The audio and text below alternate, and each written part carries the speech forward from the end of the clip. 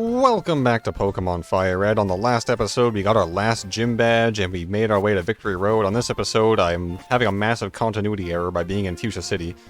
So I promise I know I said I might look up where where the Rain Dance TM was, rather. I promise I didn't look it up. I was just genuinely fighting trainers off-screen, and I found it. So it's over here. I had to reload my save when I got it, but it is what it is. So yeah, the Rain Dance TM, you need Cut For, which is why Meowth is temporarily back on the squad. There you go, it's Rain Dance. That's probably going to get taught to Vance over Growl, but there's one other TM I would like to take care of real quick. In grinding trainers, I have accumulated quite the amount of wealth, I think you'll find, and so, listen, I tried gambling at the Celadon Game Corner. It was, like, miserable. You need 4,500 tokens to get the TM I want, and I got to, like, 1,500, and I was just, like, brain dead, and I couldn't do it anymore. So I'm just gonna fork over the rest of the cash. Simon's been taking a little... He's been a nice bodyguard for Meowth's PC box. Let's just get out of there. Nice. So yeah, the TM is Shadow Ball. I've mentioned it before. Now that we're kind of in the final leg of the game, I think it's appropriate to get it. So yeah, I spent quite a lot of dollars. It's $10,000 for 500 coins. So if you do the math, that's $90,000 to get the Shadow Ball TM. But, you know, I saved 30,000 by just gambling, which is, you know, I'm not going to show it because I don't encourage that kind of behavior. There you go, we got 4,500 buckarooskies, and before I forget, if you go over here, we've already dumped all our money into this establishment, so what's another drop in the bucket? 50 bucks. Let's just get normal, why don't we? A big smile for the photo, please. There we go. And now, if we do something I've never done, which is check our trainer card, and we check out all our gym badges, but if we flip it over, look at that, there's our team. Beautiful. Nothing written on the back, but we have our team, and that's neat. So anyways... This is just the cleanup part, because we're kind of getting into the final stretch, the final act, if you will. So again, there will be bonus episodes, so it's not like the end of the world. Alright, let's get our Shadow Ball TM and be done with it. So if for some reason you missed me mentioning this like 5,000 times, Shadow Ball is for some reason physical, and also for some reason Simon can learn it. So, seems really, really good at dealing with Psychic and Ghost types, which currently we don't have like a great way of dealing with.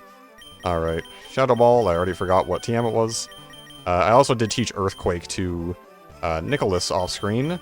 So just because if I didn't teach it off-screen, I probably would have forgotten. Just taught it over Dig, because Dig has been outclassed for a while.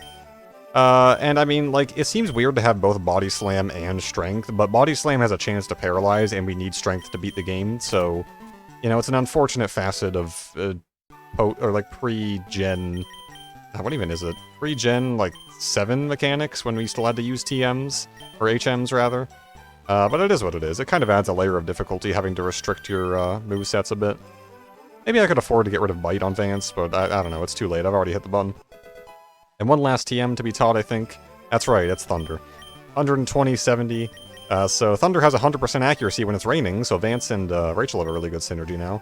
And I'm getting rid of Mega Kick. It feels weird to have 3 damaging Electric-type moves on the same Pokemon, but, like, we haven't used Mega Kick since episode, like, 4. I just think there's no real reason to use it anymore. But anyways, without further ado, I think we've done all the cleaning up, all the move teaching we can. Annoyingly, we cannot fly to the beginning of Victory Road, so I will just see you guys when I navigate that little maze again. Alright, we've made our way back to Victory Road, and let's go in there, and the first thing I'm going to do is just rip up a Max Repel. I bought like 15 of these things on Cinnabar Island. Not making the same mistake I did with the mansion. Let me tell you, I am interested in not running into any wild Pokemon. There's a strength puzzle here. I took a little peek into Victory Road just to make sure that my levels were good, and I did some leveling off-screen. Charlie's level 42, everyone else is level 40. There's the first trainer here I saw has a level 42 Pokemon, and that's when I was like, okay, I feel fine where I am right now. I'll probably have to do more when we get to the, you know, after Victory Road, but that's like I don't know, that's a while away, I'm not too concerned about it. There are over level 42 Pokemon here. Why is there an Onix in Victory Road? Why is he level 46? Well, that's fine, Onix is supremely slow. Is he slow? I think he's kind of slow. It doesn't matter. Onix is not a real Pokemon anymore. Strength puzzles, so now that wall has magically disappeared. How's everyone doing? Like I said, the finale of the series is kind of approaching. Getting a little sick of these Arboks and Onyxes, these serpentine-like Pokemon appearing. You know, I like Pokemon. Hot take alert. I just like, and I was talking about it earlier with the whole HM thing, I like the fact that Pokemon is... so, like, it's not easy, but it's easy enough that I can afford to, like, give myself made-up challenges, right? If I was playing this game optimally, I would just have, like, Meowth learn every single HM. That is a startling amount of encounters. I would just have Meowth learn every single HM, right? And I would use X items, and I would spam healing items, and I would build the optimal team. But I'm glad that... we'll fight you. I'm glad that I have built a team that I'm happy with. I've built a team that I think everyone fulfills a purpose, even if it is not entirely optimal. Cool Trainer Naomi, weird name. And, you know, it's just, it's felt good to be able to succeed, even though I've given myself these made-up challenges. Not like the stupid made-up challenges. Can you beat Pokemon with a Magikarp? Yes, of course you can. It's just, use X items, get it to level 100. You know who does those challenge videos that's, like, really good about it is Worster. Worster, if you don't know, is a Pokemon speedrunner, and... if that was a fuller story, I would have been upset, but it's just a Hyper Potion. Worster is a Pokemon speedrunner, he's super knowledgeable about the games, and he does those challenge runs, but he doesn't do the stupid clickbait of, can you do it? He just does it. Like he did, Pokemon Crystal, but he beat it with the in-game traded Onix you get before, like, the first gym. That was a fun watch, that was just incredible. Because Onix is awful, but he did it. And it's like, wow, could have chosen to clickbait this, but you didn't. I respect Worster. Anyways, we're here in Victory Road. So this is, I mean, Victory Road is a great area because it's a great time to see Pokemon that you normally, like, wouldn't see, right? There's a lot of Pokemon that don't really, like, fit in, to quote Cole Sprouse from Riverdale. Is that the stupid show? He doesn't fit in because he wears a hat even though he just, like, chooses to wear it. My point is that you don't really see, like, a Persian at anywhere else in the game, right? Because he just doesn't, like, there's no normal type gym. He's a bit strong, so, like, where else would you see him? I mean, we saw... bad example, because we saw both Rapidash and Ponyta in Blaine's gym.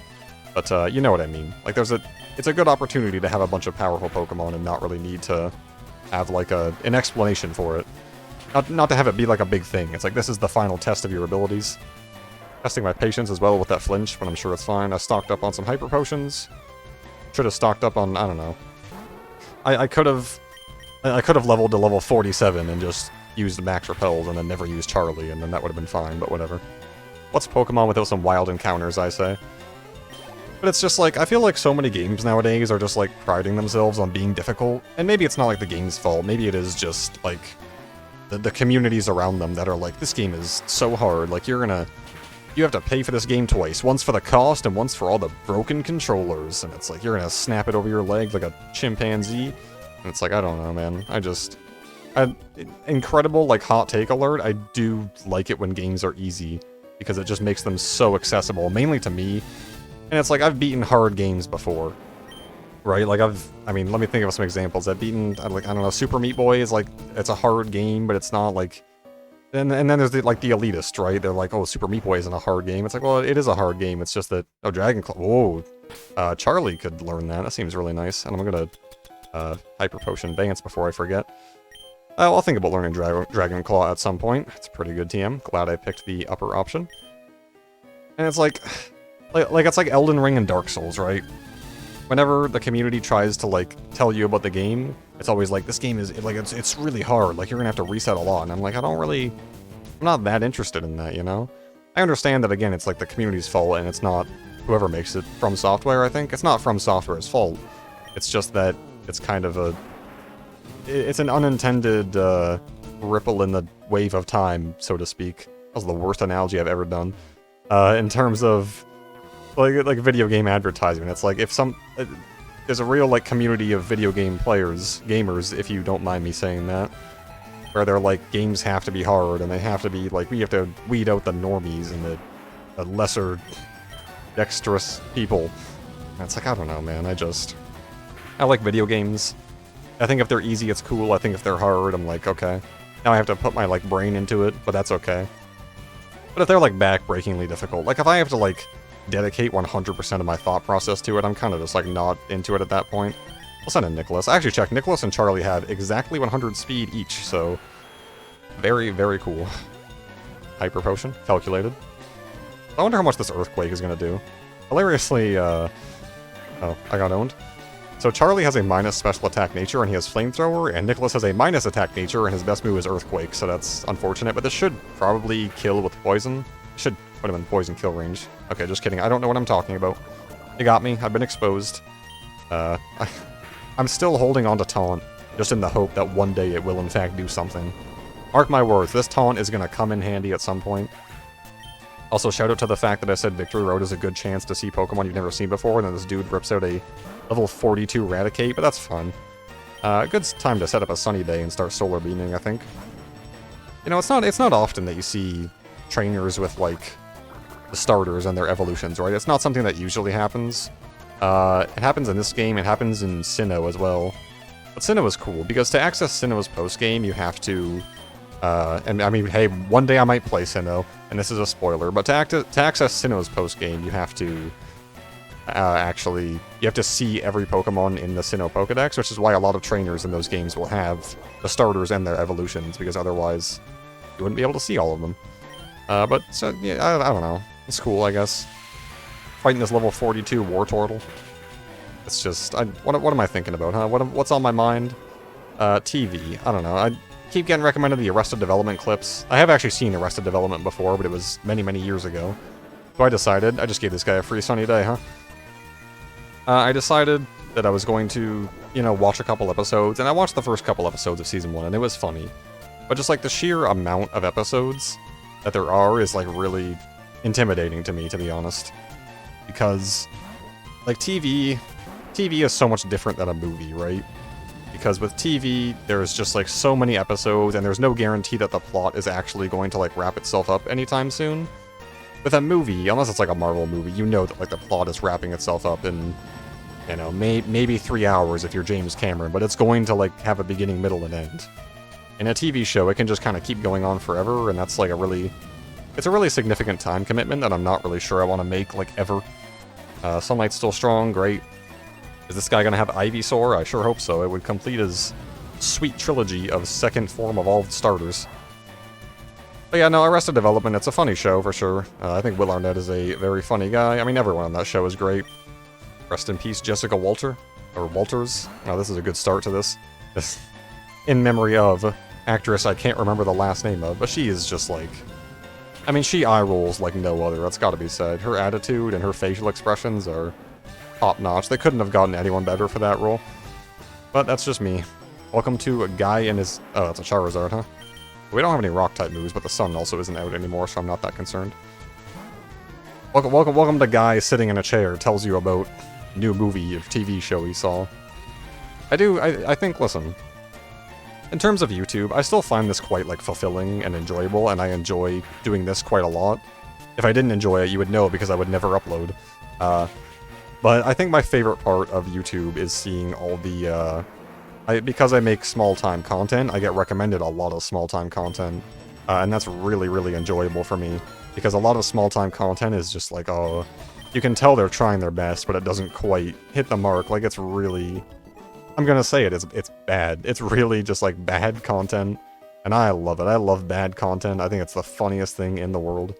Where am I trying to get this? I'm trying to get this down. You can't fool me, sucker. I said... Sometimes I just say things in episodes, and I don't really, like, pay attention to it, and then I listen to it back in editing, and I'm like, why did I say that? Like, in episode 3 or something, I used double kick on a Rattata, and I said I'm gonna kick this Rattata into a grave. And when I listened to it back in editing, it caught me off guard so much. I thought it was the funniest thing I'd ever heard, and I didn't even, like, intend to do it like that. That's just my opinion. And Hyper Potion Charlie, before I forget, seems to be a common theme here. Everyone else is doing fine, I don't know. Simon and Rachel haven't quite got a lick of Victory Road yet, but they don't really need to. And yes, I did get... At least we have a flying type out. I did get the secondary leftovers from where we caught Simon off-screen. I already showed where the first one was, and in fact I told you where the second one was, so if you weren't paying attention, that one's on you, buddy. So yeah, I got the second leftovers. I don't have it equipped because the animation takes so long, it really annoys me. But once we get to after Victory Road, definitely might want to, definitely might want to give that a look. Not too sure. I thought he was gonna Hyper Potion. Oh, it's not like we had a better move. So, yeah, I don't know. I'm not running an optimal team right now with items. I haven't looked up where many items are, if any. Have I looked up where any items are? I accidentally found out where the leftovers were, because I like to go back to Sugar Conroy's FireRed and just kind of skim through them and be like, oh, cute. He was in his mid-30s for this, and I beat it in my early 30s. Wow, cute. But no, like, Sugar Conroy's great. Definitely recommend watching his playthrough. I think it's aged, like, relatively well. Although, when I saw the first episode and I saw his first Pokemon bios, he did just straight up lie. and claim that Charizard evolves, or rather Charmeleon evolves into Charizard at level 32, which is a lie. It's level 36. That's why I thought that, but oh well. He misled me. Black Belt Daisuke. Let's go. It's like Daisuke from Persona 4. We have gone 0 days without making a Persona 4 reference. I have to push a boulder over here anyways. I'm not going to get that item. That's just being efficient. That guy looks like a bird keeper, so I will try and have Rachel out front when we encounter that guy again. You can move items in the bag in this game. It's real annoying. I wish there was just a button you can press that automatically sorts it like in the later ones. That's a dangled Marowak, level 46 too. I'm kind of surprised the trainers aren't higher level because, I mean, we've seen some wilds that are higher level than the trainers, and that's odd to me. It's a full heal. I already have a few of those, but thank you. What's been happening? There's probably a boulder over there. You know what? There's probably one we have to push down from up above. Yeah, I think I'm going to go do that. My strategy for Victory Road is to just kind of get through it as fast as possible, and then I'm going to come back and level off screen. There's no way I'm going to be in my, you know, like mid-40s for what's about to happen afterwards, but it is what it is. And this might just, like, take 2 episodes, if I'm being honest. Okay, before I, like, move this, let's find out where we need to be moving it, like, to. Can I move? Yeah, that makes sense. I'm not seeing a hole to move it down, but maybe I'm wrong. Maybe I just missed where the boulder is on the previous floor, but that's okay. These level 46 Onyxes are out of control, let me tell you. Got away safely. Thank the Lord for that. Okay. I just can't move it up, right? Because if I move it up, I can never move it down again. Strength puzzles. I'm a lot better at them than I am at weight puzzles. I'm not really a big, like, puzzle guy. The thing about puzzles is they're designed to trick you, right? Like, that's the trick. If you know that it's designed to trick you, you can work around it and circumvent what was happening. The only problem with that is, like, I'm just not very smart. Alright, what are you? Overheat. That's a really, really powerful fire-type move. But it does cut your special attack in half after using it. So it's kind of just like a last resort option. So that opened that. I feel like if I go down, that's gonna, like, reset. So I'm just gonna go investigate that first. Not really confident in my ability to go do all this again. I'd rather not, in fact. I don't know. If you want strength puzzles, you've come to the right place, because this is what this is going to be for the next probably 2 days of the channel. You're not a spinner, I can just go here. Destroyed. And it's not a double battle, but there are 2 trainers there. Don't they make a cute couple? They certainly are standing next to each other. I got lots of my, like, TV quotes just from, like, memes and seeing them, and I'm like, hi, that's cute. And then I hear it, like, in context, and I'm like, that didn't sound how it did in my head. That's weird. Ooh, that was a close one. Anything over here? There is something over here. Ooh, guess who was right about pushing a rock into a hole? It was this guy. If I had 2 spare thumbs, I'd be pointing them. Oh, I wouldn't, because that'd be really stupid. Okay. So it looks like we need to get to a ladder on the right. I think I remember that double battle. I think they have Nidoking and Nidoqueen, which if they do, I have the Apex strategy for. Is Nicholas in the 2nd slot? Let's see. Yes he is. Great. Let's just follow this. I feel like this is probably the way to go to solving the puzzle. Yeah, that ladder goes up. Okay. So the 6th strategy is, Nicholas is really fast, and Charlie is flying type, so if they have Nidoking and Nidoqueen, like I remember from, you know, 8-10 years ago, I'm just gonna Earthquake, and then that'll do a lot of damage to them, and it won't do any damage to Charlie, because he's flying type. I like having synergies on the team, right? I mean, obviously, team synergy is incredible. It's very, very important. But, I like having synergies in the sense that I like it when 2 Pokemon kind of work well together. Like, Vance and Rachel work well together, the Rain Dance Thunder combo. Sandstorm is not very useful. A lot of TMs here, huh? But I like how, you know, we're gonna fight this guy. He's optional. We're gonna fight him. Just gain some XP, why not? And then, Victoria and Charlie work well together because Sunny Day, Flamethrower. I do wish to challenge the Elite Four, that is what I'm going to do. So the question is, do Simon and Nicholas work well together? Not really. to be honest with you. They don't really have much of it in the way of synergy. I guess they're both, like, good physical attackers, but not too sure about that. And no, I'm not just gonna rip the 70% Thunder chance. That seems a bit silly. Psychic. It appears I have made the wrong switch. You know what? Let's switch into Simon, why don't we? Actually, Simon knows Shadow Ball. Let's give Shadow Ball a nice test drive on the team. See how well it does. Ooh, very scary. So I think we're pretty good right now at countering basically every type except for I think Dragon might be like the only type we really don't do too well against. But even then, we have Aurora Beam. We can teach Dragon Claw, which I probably will. Dragon Claw is a fairly good move. Even though it is special, and, like, Charlie's special attack could use some work, but, you know, let's not talk about that. Like, I'm gonna repeat myself here, I like the challenge, okay? I like the challenge of having a bad nature and knowing, like, oh, I beat this children's game with the worst nature ever. It is a really bad nature, to be honest. Special defense fell, don't care. I wonder if Body Slam would have just done more because of same type attack bonus and Hypno's bad physical defense. I just assume all Psychic types in this game have bad physical defense because in Gen 1, Special was one stat, right? It was Special Attack and Special Defense in one. So... Wait, Shadow Ball's physical, I'm stupid. But yeah, that's why most Gen 1 Psychic types have really bad physical defense and pretty good special defense, is because they cut them in half, they split them. Speaking of split, what have I been doing recently? I've been playing Dicey Dungeons, which is very fun. Just kind of playing it in my off time. It's a nice game to have on your laptop. I installed some mods which do apparently add 1,500 new items, which is very exciting. It's a nice roguelike dice-based adventure game. I enjoy it. I actually thought about recording Dicey Dungeons as like an in-between series. Like if the day comes where I have absolutely nothing left to record, I'm just like, whatever, dude. Do some Dicey. And if you guys want some sweet lore for the channel, I originally started out... I'm not sure what heal up Simon, why not? And put Charlie back in the front for this double battle. When I originally started out this channel, the first thing that I wanted to do was Spelunky, because I was like, man, I want to record a roguelike because there's infinite content there. Is this a double battle? Okay, it is. I was like, I want to record this because it's infinite content and it never runs out. But then I was like, well, if I do the Binding of Isaac, how does he know? If I do the Binding of Isaac, well, Northern Lion already does the Binding of Isaac. I can't do that. And that's when I had the thought of Spelunky. And so, the way that I handled Spelunky was, I remember I went to the intro, and I hit the record button, and I said, okay guys, this is Spelunky, let's just get right into it. And I felt so stupid saying that to myself in my dark room just by myself. I was like, I'd torch it, it's gone. And then I threw the recording out, and I didn't record anything for the next 3 months when I was like, sure, I'll play Pikmin.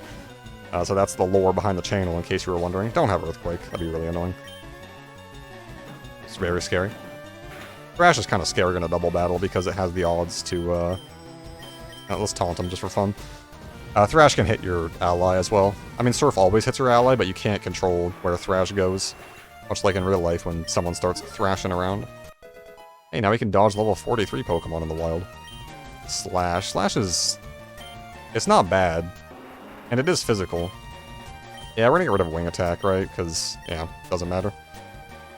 Fly is a 2-turn move that has less than perfect accuracy, but I don't think the AI is very good at dealing with 2-turn moves, and 5% of the time it fails, so whatever. I've already gotten my bad luck out of the way with Scary Face, I'm feeling pretty confident. This is the end, yeah, this is just the end of Victory Road. Victoria, it's... everyone's kind of done pretty well in Okay. Alright, that Onyx was pretty scary, but we dealt with it. Now we go on to Route 23. Also known as the weirdest designed area ever. Why... Like, I don't even know what these things are, and I don't know why they are here. They're just annoying, and I'm going the wrong way, and every time you hit something with a bike in this game, it stops you for like 4 frames. Okay, we did it. Indigo Plateau. There's like a hidden items here somewhere. I don't remember where it is. Or remember, rather. But we're here. We're gonna heal up our squad. We've officially made it to our final challenge that I'm not doing in this episode. But we're gonna get everyone healed up. Off screen, I will contemplate whether or not I want Charlie to learn Dragon Claw. That's kind of... I'm not too sure about that yet. But on the next episode of Pokemon FireRed, we're going to tackle our hardest challenge yet, which is what lies beyond this door, the Elite Four. Okay, hope to see you guys then, and always remember to exercise and drink lots of water. Okay, hope you guys have a good day, and goodbye.